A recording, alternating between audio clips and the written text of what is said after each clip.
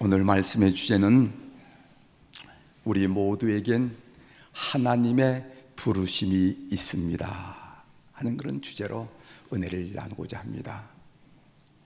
하나님의 부르심, 그거야 젊은 사람에게 해당되는 얘기지. 내가 지금 나이가 몇인데 하나님 부르심을 운운할 수 있겠는가? 그렇지 않습니다. 하나님 부르심, 그건 건강한 사람에게 해당되는 얘기지. 병약한 나에게 무슨 부르심을 운운할 수 있겠는가? 그렇지 않습니다. 우리는 목숨이 붙어 있기 때문에 사는 것이 아니라 하나님께서 의미와 사명과 부르심이 있기 때문에 산다는 것이에요. 오늘 이 은혜를 함께 나누는 여러분들이 되기를 바랍니다. 지난주 우리는 사무엘상 9장을 통해서 하나님이 사울을 세우시는 내용을 살펴보았습니다. 우린 때때로 하나님의 사람 세우심에 대해서 오해할 때가 많이 있어요. 하나님은 신령한 자들만이, 그리고 하나님 사촌쯤 되는 사람들만이 지도자로 세운 줄 알았어요. 그런데 사울을 가만히 보니까, 사울을 지도자로 세우는 모습을 보니까 그렇지만은 않았습니다. 하나님은 인간적인 사람을 지도자로 세우더라 하는 이야기입니다. 예를 들어서 사울은 사무엘상 9장 5절에서 이렇게 얘기합니다. 사울이 함께 가던 사원에게 이르되 돌아가자. 내 아버지께서 암나귀의 생각은 고사하고 우리를 위하여 걱정하실까 두려워하노라 하니, 사울은 암나귀를 찾다가 사원에게 뭐라고 말하냐면 우리 이제 집으로 돌아가자. 그 이유가 뭐냐면은 아버지가 잃어버린 암나귀보다는 3일 동안 모습을 보여준 우리를 더 걱정하실 게 아니겠는가? 그러니 아버지 더 걱정 끼치지 않도록 돌아가자 하고 아버지의 마음을 배려해서 이런 결정을 내리는 사울의 마음을 우리가 보았습니다. 자신을 걱정하실 아버지를 생각하는 아들 사울의 태도에서 다른 사람의 마음을 헤아리는 사울의 인간됨이 풋풋하게 묻어나는 것을 우리가 읽으면서 경험했어요. 하나님은 다른 사람의 마음을 헤아리고 다른 사람의 입장과 처지를 배려하는 태도를 놓치지 않더라는 것입니다. 특히 자기 중심적이고 이기적인 현대인의 삶에서 다른 사람의 입장과 처지를 배려하는 태도로는 그 사람의 인품을 돋보이게 한다 하는 것을 지난 시간에 나누었습니다. 여러분, 마태복음 5장 39절에 보면은 산상수훈의 말씀인데 그 말씀 중에 이런 말씀이 있습니다. 누구든지 내 오른뺨을 치거든 왼편도 돌려대며 또 너를 고발하여 속옷을 가지고자 하는 자에게 고독까지도 가지게 하며 또 누구든지 너로 억지로 오리를 가게 하거든 그 사람과 심리를 동행하고, 이런 말씀이 있습니다. 여러분 잘 아는 말씀이죠? 예수님은 성도들이 기계적으로 이런 반응을 보여야 한다고 가르치신 것이 아닙니다.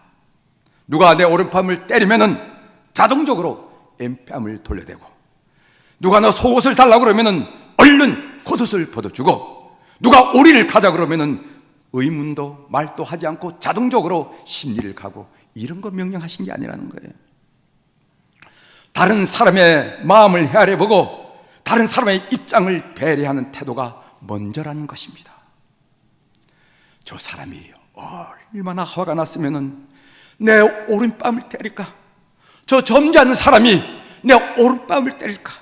그래, 화가 풀린다면 내 왼쪽 뺨도 마저 때려라.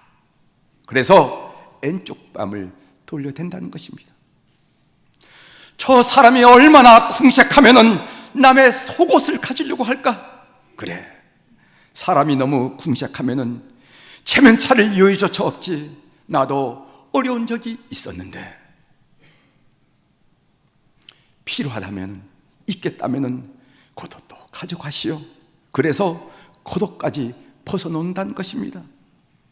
저 사람이 인생을 살면서 얼마나 외롭고 고독하면 나를 보고 오리를 가자 그러겠는가? 도움이 된다면 심리라도 가주겠다.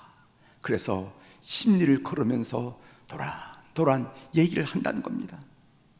다른 사람의 마음을 헤아리고 다른 사람의 처지를 살피지 않는다면 있을 수 없는 일이죠. 그렇다고 한다면 다른 사람의 마음을 헤아리고 다른 사람의 입장을 배려한다는 것이 얼마나 귀한 덕목입니까? 사울은 바로 이런 태도를 가졌다는 거예요. 이런 마음을 가졌다는 겁니다. 이것이 우리 하나님 눈에 들어왔다는 거예요. 하나님은 이런 사울의 인간됨을 놓치지 않았다는 겁니다.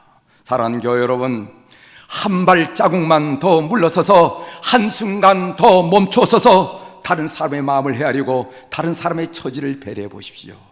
그럴 수만 있다면 여러분 훨씬 더 깊은 인간미를 풍기게 될 것입니다. 그리고 하나님은 여러분의 이런 태도를 결코 지나치지 않을 것이라고 확신합니다. 오늘의 말씀입니다. 오늘은 사울을 왕으로 부르신 이 일을 통하여 하나님의 부르심, 소명에 대해서 살펴보도록 하겠습니다. 우리가 콜링이라 젊은이들이 얘기하죠. 도대체 나에게 하나님의 부르심이라는 게 있는 걸까? 설령 마음에 찡하는 뭔가가 있다 하더라도 어떻게 그것을 하나님의 부르심이라고 우리가 확증할 수가 있을까? 하나님을 주인으로 모시고 사는 성도들이 신앙생활을 하면서 꼭 질문해보고 대답을 내려야 할 중요한 질문이라 생각합니다. 왜 이렇게 본문 사무엘상 10장에는 지명과 상황 설명에 대하여 상세하게 묘사하고 있을까? 오늘 우리가 본문으로 사무엘상 10장 후반부 17절부터 24절의 말씀을 읽었는데 오늘 설교하는 본문은 사무엘상 10장 전체가 되겠습니다. 본문 사무엘상 10장을 읽으면은 제일 첫 번째 얻는 인상이 뭐냐면은 무슨 성경에 이렇게 지명과 상황 설명을 유난히 할까? 이 생각을 먼저 하게 됩니다. 그렇게 아직 상세하게 설명할 필요가 없을 것 같은데 한번 예를 들어 보겠습니다. 오늘 2절에 보면 우리가 읽지 않은 말씀이기 때문에 여러분 한번 눈으로 한번 따라 읽어보시길 바랍니다. 2절, 내가 오늘 나를 따라가다가 베냐민 경계 실사에 있는 라헬의 묘실 곁에서 두 사람을 만나려니 3절로 넘어갑니다. 내가 거기서 더 나아가서 다볼 상수리 나무에 이르면은 거기서 하나님을 배우려고 베델로 올라가는 세 사람을 만나리니 5절 중반절에 보면은 내가 그리로 가서 그 성읍으로 들어갈 때 선자의 무리가 산당에서부터 비파와 소고와 저와 수금을 앞세우고 연하며 내려오는 것을 만날 것이요. 사울을 왕으로 세웠는데 왜 이런 얘기가 필요합니까? 사울을 왕으로 세우는데 왜 이런 얘기가 필요하냐 이 말이지. 무심코 읽으면요 사무엘상 10장 1절부터 16절에 있는 내용은 사울을 왕으로 세우는 일과는 전혀 상관이 없어 보입니다. 그냥 지워버려도 될 수 있는 말씀이에요. 사무엘 9장 끄트머리를 읽고 사무엘상 10장 17절로 넘어가도 이야기의 전개상 논리상 아무 문제가 없어요. 자연스럽게 흘러간다 이 말이지. 그럼에도 불구하고 이렇게 지명과 상황을 상세하게 설명한 데는 그 이유가 있을 것인데 그 이유가 무엇이냐? 이것이 바로 본문을 읽으면서 제가 착안하고 관심하고 있는 그런 주제입니다. 그 이유를 한마디로 말하면은 사울로 하여금 하나님의 부르심에 대하여 확신을 갖게 하기 위한 배려라 하는 것을 알 수가 있어요. 사실 사울은 이스라엘의 왕이 되리라 하는 하나님의 부르심에 대해서 확신을 갖지 못하고 반신반의하고 있습니다. 이런 사울의 모습을 성경은 언뜻 우리에게 보여주고 있어요. 몇 군데 한번 예를 들어보도록 하겠습니다. 한번 찾아보시겠습니다. 사무엘상 9장 21절을 보십시오. 9장 21절. 가까운 동네니까 한번 찾아보십시오. 사무엘상 9장 21절 같이 읽겠습니다. 사울이 시작. 사울이 대답하여 이르되 나는 이스라엘 지파의 가장 작은 지파 베냐민 사람이 아니니까 또 나의 가족은 베냐민 지파 모든 가족 중에 가장 미약하지 아니하니까 당신이 어찌하여 내게 이같이 말씀하시나이까. 사무엘이 사울을 향해서 너는 지도자가 될 것이다, 왕이 될 것이다 하니까 펄쩍 뛰면서 한 이야기예요. 많은 해석가들은 사울의 이런 태도를 겸손이라고 설명합니다. 저는 그렇게 생각하지 않아요. 겸손함이라는 것과 자신감 결례라는 것은 분명히 다른 것입니다. 제가 보기에는 사울의 이런 태도는 하나님의 부르심에 대해서 확신이 없기 때문에 일어난 현상이라고 생각해요. 자신감 결례라는 거죠. 조금 넘어가서 사무엘상 9장 25절 26절을 보십시오. 같이 읽어보겠습니다. 9장 25절입니다. 그들이 산당에서 내려 성읍에 들어가서는 사무엘이 사울과 함께 지붕에서 담화하고 그들이 일찍이 일어날 새 동틀 때쯤이라 됐습니다.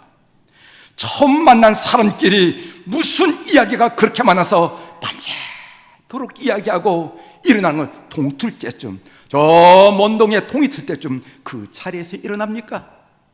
여러분 그렇게 합니까? 처음 만난 사람 무슨 이야기하면서 밤새도록 차를 마시고 커피 마시고 다가해 가면서 밤새도록 먼 동이 틀 때 일어납니까? 여러분 그러지 않잖아요. 저는 이 본문에서 무엇을 느끼냐면 사랑하는 여러분, 확신이 서지 않아서 주저한 사울과 설득하는 사무엘의 대화가 들려오는 듯 하지 않냐 이 말이지.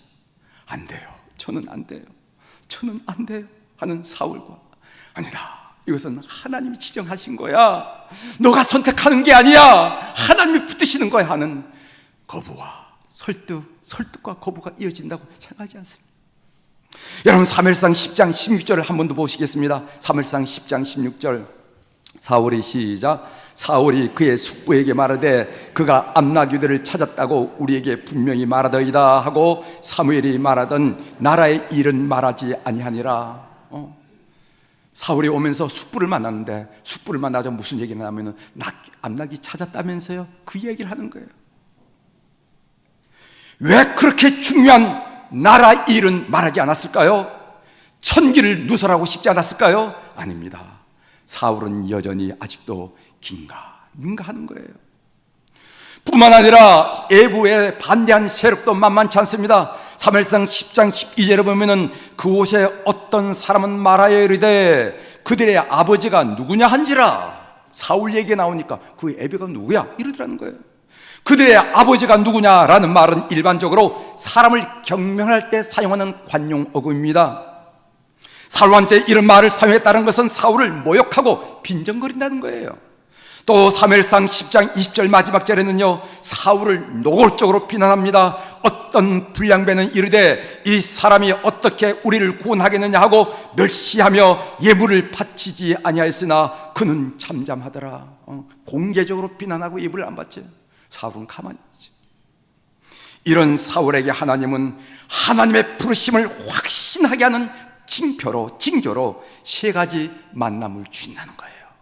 그 첫 번째 만남은 2절에 라헬의 묘실 곁에서 두 사람을 만나는 것이고, 두 번째 만남은 3절에 베델로 올라가는 세 사람을 만나는 것이고, 세 번째 만남은 5절 하반절에 비파와 소고와 저와 수금을 앞세우고 연하며 내려오는 선자의 무리를 만나는 것입니다. 여기에 우리는 만나리라는 동사가 세 번 되풀이된 것을 보게 됩니다. 2절에 두 사람을 만나리니, 3절에 세 사람을 만나리니, 5절에 선자의 무리가 산당에서부터 비파와 소고와 저와 수금을 앞세우고 연하며 내려오는 것을 만날 것이요. 만나리라는 동사가 반복된다는 것이 여러분 범상하지 않잖아요. 그리고 만난 사람의 숫자를 보면 처음에는 두 사람 만났다가 그 다음에 세 사람 만나고 나중에는 무리를 만났다. 이 만남의 강도가 높아지고 있지 않습니까? 본문은 이런 만남을 징조라고 해요. 징조, 사인이라고 얘기해요. 왜 너가 이런 사람을 만나? 왜 두 사람을 만난지 않느냐? 왜 세 사람을 만난지 않느냐? 왜 무리를 만난지 않냐? 이 만남은 징조야. 징조, 사인이라고. 오늘 7절을 봅니다. 이 징조가 내게 임하거든 너는 기회를 따라 행하라. 하나님이 너와 함께 하시느니라. 9절, 그가 사무엘에게 떠나려고 몸을 돌릴 때 하나님이 새 마음을 주셨고 그날 그 징조도 다 응하니라 하고 징조라는 얘기가 두 번 나옵니다. 결국 사무엘상 10장 1절부터 16절에서 이렇게 상세하게 지명을 대고 상황을 설명하는 것은 하나님께서 사울에게 너를 이스라엘의 왕으로 삼겠다 하는 사인을 보내시는 거예요. 사인을 보내시는 그 사인을 보내는 거, 흔들리는 사울에게 이 사인을 보내는 것을 위해서 사무엘상 10장 거의 한 장을 배려하는 것을 보게 됩니다. 저는 이 말씀 본문을 읽으면서 하나님 마음이 느껴지더라고요. 하나님, 사울에게 확신시키려고 하는, 사울에게 소명을 불러일으키려고 하는, 사울에게 콜링에 대해서 대답하게 하는 그런 그 하나님의 의도 배려를 느낄 수가 있었어요. 오늘 성경은 본문을 읽는 현재인 독자들에게 말씀하고 있습니다. 진심으로 하나님의 부르심을 듣고자 한다면 하나님 우리에게 분명히 징조를 보여주신다는 겁니다. 사인을 보여주신다는 겁니다. 하나님의 말씀을 통해서 보여주시든지, 아니면 사람과의 만남을 통해서 보여주시든지, 아니면 사건을 통해서 보이든지, 아무튼 하나님 우리에게 사인을 보내주신다는 겁니다. 이것이 제가 본문을 묵상하면서 깨달은 진리예요. 이제 우리의 이야기를 하도록 하겠습니다. 성경이 강조하는 것은 우리는 우연의 산물이 아니라는 것입니다. 혹 부모님은 우리를 낳겠다고 출산 교육을 하지 않았을지라도 하나님은 우리를 계획하셨습니다. 부모님이 우리라는 생명체를 만들기 훨씬 이전부터 하나님은 우리를 당신의 품속에 품으셨다고 말씀하고 계세요. 우리가 지금 숨쉬고 있다는 사실은 의미 없는 생명의 연속이 아닙니다. 지속이 아닙니다. 어떻게 사십니까? 아이고 목사님, 목숨이 붙어 있으니 사는 거지 뭘 산다고 물으십니까? 그게 아니라는 겁니다.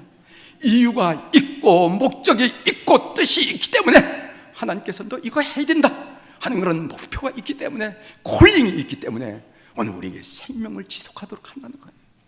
여러분 시편 139편 13절 이하에 보면은요 이런 말씀이 있습니다. 주께서 내 내장을 지으시며 나의 모태에서 나를 만드셨나이다. 내가 주께 감사함은 나를 지으심이 심히 기묘하심이라. 내 형질이 이루기 전에 주의 눈이 보셨으며 내가 나를 위하여 정한 날이 하루도 되기 전에 주의 책에 다 기록이 되었나이다. 내 형질이 이루어진단 말이 무슨 말입니까? RNA, DNA가 그 결합하기 전에 이미 하나님이 알고 계시다는 거예요. 그리고 하루도 되기 전에, 이 말은 뭐냐면 내가 이 땅에 태어나서 이 세상에 태어난지 한 날이 지나기 전에 하나님께서 오묘하고 기묘한 것으로 설계하시고 역사하신다는 거예요.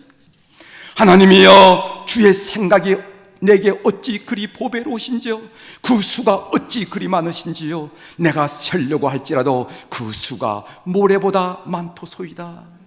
시편 139편의 얘기.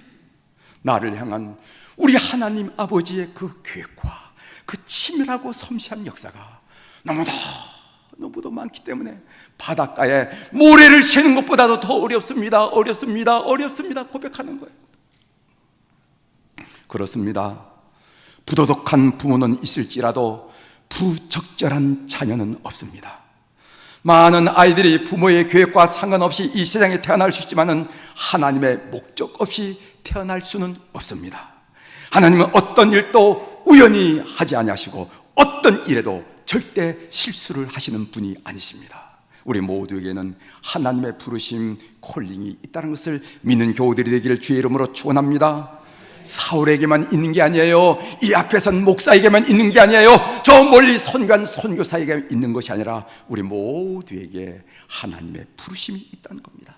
나이가 많든 적든, 건강하든 건강하지 못하든, 배웠든 배우지 못했든, 남자든 여자든 우리에게는 하나님의 부르심이 있다는 것입니다.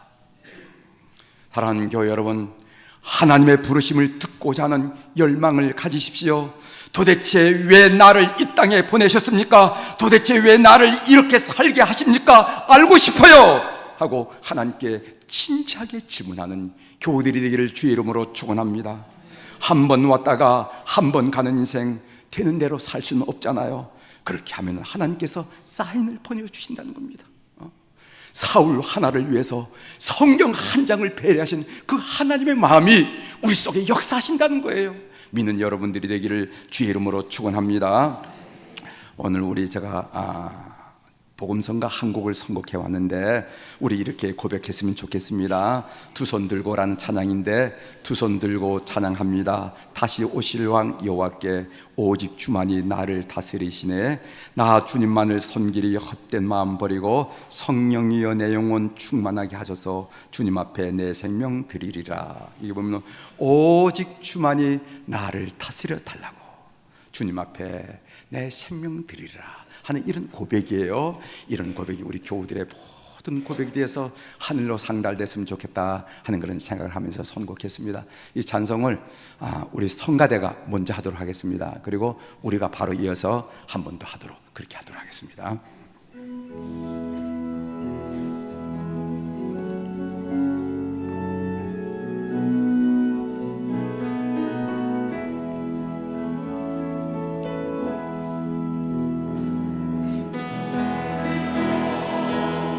찬양합니다. 다시 오실 왕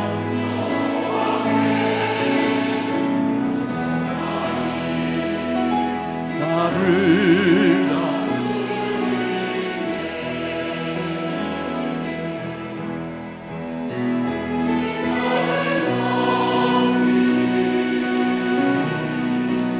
헛된 마음 버리고 성령이여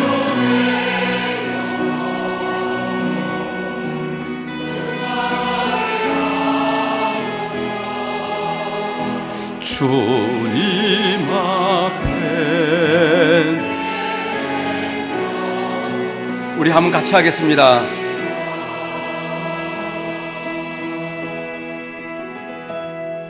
두 손 들고 찬양합니다. 다시 오실 왕 여호와께 오직 주만이 나를 다스리네. 나 주님만을 섬기리 헛된 마음 버리고 성령이여 내 영혼 충만하게 하소서. 주님 앞에 내 생명 드리리라. 나 주님만을 섬기리. 나 주님만을 섬기리 헛된 마음 버리고 성령이여 내 영혼 충만하게 하소서. 주님 앞에 내 생명 드리리라. 아멘. 여러분을 향한 하나님의 부르심을 알고 싶다면 다음 사항을 한번 고려해 보시기를 바랍니다. 첫 번째로, 남보다 더 잘하는 것에 여러분을 향한 하나님의 부르심이 있습니다. 어떤 사람은 뱃속에서 나오자마자 유창하게 말을 시작했다고 농담할 정도로 언어에 재능이 있는 사람이 있습니다. 어떤 사람은 수학이나 음악, 기계를 다루는데 천부적인 재능이 있는 사람이 있습니다. 연구에 의하면 보통 사람들은 그들이 인식하는 것보다 훨씬 많은 500 내지 700개의 다른 기술과 재능을 가지고 있다는 거예요. 쟤는 바보예요? 아니에요. 그 사람에게도 남들과 비교할 수 없는 500 내지 700개의 특별한 재능이 있다는 거예요. 또한 우리의 뇌는 100조의 다른 정보를 저장할 수 있고, 그리고 우리의 코는 1만 가지 이상의 내음, 냄새를 식별할 수 있는 기능을 가지고 있다는 것입니다. 우리는 놀랄 만한 능력 덩어리며 하나님의 기묘한 창조물입니다. 남보다 더 잘하는 것은 하나님이 부르심과 상관이 있다는 거예요. 두 번째로는 남보다 더 가진 것에 하나님의 부르심이 있습니다. 어떤 사람은 좋은 가정 환경을 가졌습니다. 어떤 사람은 공부할 기회를 다른 사람보다 더 많이 가졌습니다. 어떤 사람은 특별한 경험을 인생 중에 가졌습니다. 어떤 사람은 체문을 더 많이 가졌습니다. 여러분이 남보다 더 많은 것을 한번 따져보고 파악해 보십시오. 남보다 더 가진 것은 하나님의 부르심과 상관이 있습니다. 세 번째로, 남다른 부담감에 하나님의 부르심이 있다는 것을 기억하십시오. 하나님은 우리를 부르실 때 남다른 부담감을 주십니다. 예를 들어서 다운 증후군 아이를 둔 부모는요, 다운 증후군 아이들을 보면은 그냥 지나칠 수가 없어요. 길거리 가다 다운 증후군 아이를 보면은 다른 사람은 다 같이 갈 길 가지만은 그 아이, 그런 아이를 둔 부모님은요, 그 아이가 건널목을 제대로 가는지, 파란 불을 발견하고 제대로 안전하게 가는지 가만히 본다는 거예요. 누군가 보호자가 있지 않겠는가 두리번거리게 된다는 거예요. 또 알코올 중독자였던 사람은요, 알코올 중독으로 힘든 삶을 살아가는 사람을 보면 그냥 지나칠 수 없어요. 멀건 대낮에 쓰러져 있는, 술 취해 쓰러져 있는 사람을 보면 보통 사람은 보다가 애면하고 지나가지만, 알코올 중독의 그 험한 경험을 하고 극복한 사람을 보면 아이고 저 사람 그냥. 또 사별한 경험이 있는 사람은요, 사별의 아픔으로 씨름하는 사람을 보면 그냥 지나칠 수 없습니다.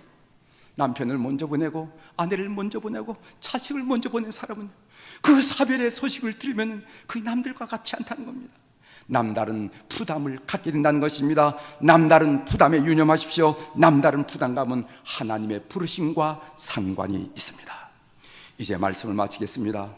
하나님의 부르심을 듣고 그 부르심대로 살아가는 우리 교우들이 되기를 주의 이름으로 축원합니다. 그래서 여러분의 삶이 하나님께는 영광이 되고 자신에게는 무한한 보람이 되는 삶이 되기를 주의 이름으로 축원합니다. 한 번 왔다가 가는 인생 보람 있게 살아가는 교우들이 다 되기를 주의 이름으로 축원합니다. 기도하시겠습니다.